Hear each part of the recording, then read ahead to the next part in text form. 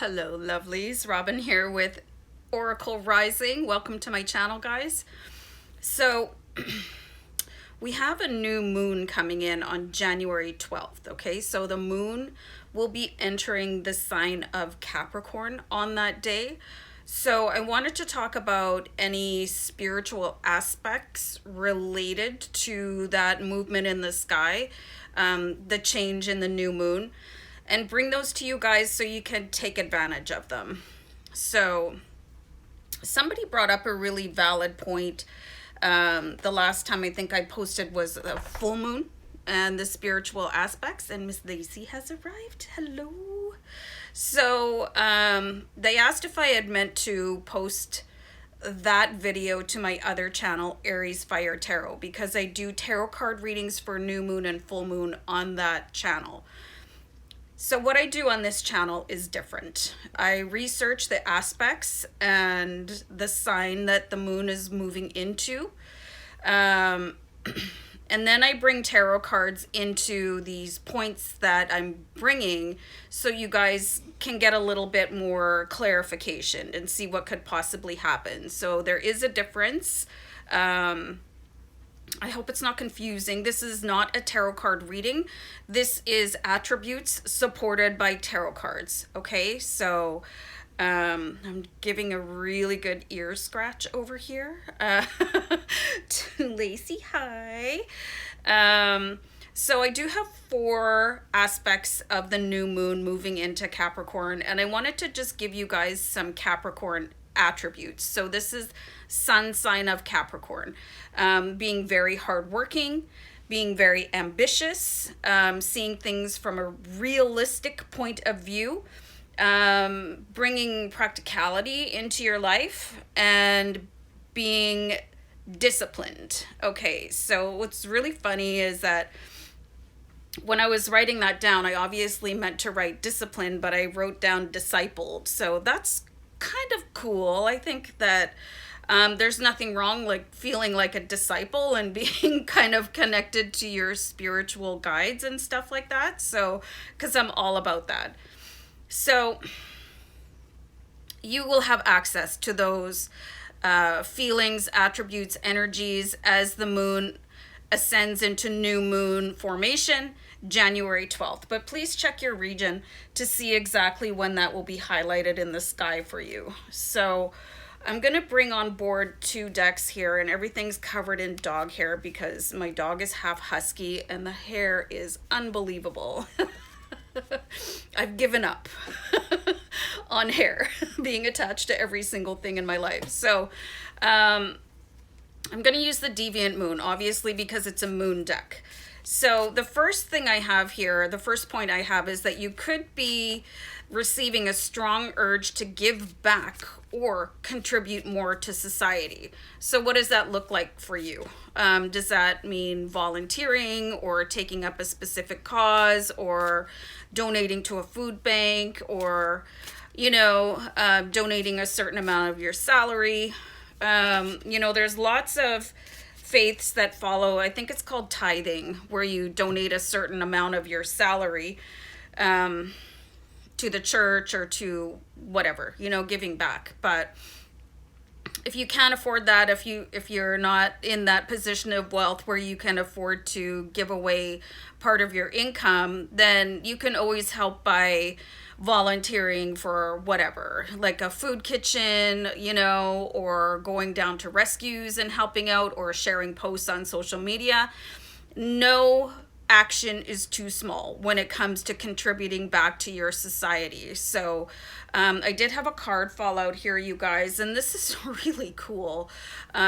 This is the Queen of Pentacles. So if you want to talk about a strong driving urge to move forward, the Queen of Pentacles, she is such a goal-oriented energy. And you'll see what's really cool is that she's got her little moon sort of moving in a circle around her skirts. So you guys are, tuning into sort of the bigger picture. And I just saw angel number 444 come up, and this is a very important angel number. Please, if you notice numbers, in sequence or any number that could seem significant to you, just go to a web browser and punch in angel number blah blah blah and bring it up. So your strong urge could be coupled with this real determination of the Queen of Pentacles. You can see how she's holding money out in front of her. Maybe she just wants to donate money to somebody sitting outside on the corner that is obviously destitute. You know, I love to bring people coffee. You know, I'm not really out and about too much right now because it is minus whatever here where I live, and yeah, I'm staying inside. The second point is really interesting too, and I find a lot of people do this, and I have to remind myself of this, is to not underestimate myself. So this could happen to you. Your energy is like, oh, okay, well, maybe I can't do that, or maybe I bit off more than I can chew. You know, and you're capable of everything, you guys. So it's important to remind yourself that, especially if this feeling comes in that's just, I'm not going to get that job. That person I want to date is out of my league. You know, I'll never have that much money. You know, whatever that negative thought is that is coming in, really, really stop it in its tracks. That's your inner saboteur. And I don't know why it's so much easier for people to believe negative than positive. So remember to cancel, clear, delete out those thoughts of not being enough in whatever, you know, facet it appears in your life. So I'm going to pull a card for that to help with this underestimation of yourself, because we're all divine beings of love and light, and you might falter on your path and, you know, have moments of feeling down about yourself or things not manifesting fast enough. So let's have a card for that. Wow, you guys. Okay, here's that reminder. Okay, so I've got the Ace of Pentacles. So the universe is just, it really wants to give you what you want, okay? And you have the power of the dragon here. Dragons are 6-dimensional. Some of them reside in the 4th dimension, 7th dimension. Some of them reside on stars. You know, so really believe in this, you guys. There's a reason that dragons made it into folklore, because they're here to help humans, and they were sort of depicted as enemies, but they're not. They are also like, they're kind of like angels, but not. They're part of that angelic realm of that team in spirit. So understand that. And I have a red dragon, not the movie, that protects my home. You know, so I think this is very powerful. Just remember that the universe is poised to give you everything that you want. And just remember, your attitude determines your altitude. I saw that in a show I was watching the other day, and that's now my new home screen for my phone. So really important to remind yourself and kind of cheerlead yourself on as you go throughout your life. Your inner dialogue is going to be the most beneficial, or the reverse. You know, it can be a detriment or a benefit to you. So you have to make that decision for yourself. Like, how is your inner monologue going to affect you? Do you want it to be good? Do you want it to be positive? Or do you want it to stick out a giant foot and make you do a face plant? So the third point that I have here, with the new moon coming in the sign of Capricorn, it could be the beginning of a new personal journey. So, you know, something could be revealed to you. You could have a divine inspiration, like I did when shortly after my grandmother on my father's side, she passed away. I was divinely inspired to take up tarot. Okay, so that was my personal journey. And I followed it, even though it can be very difficult sometimes. You know, my guides constantly say it's not time to give up. You can't give up. You know, there's a reason for doing this.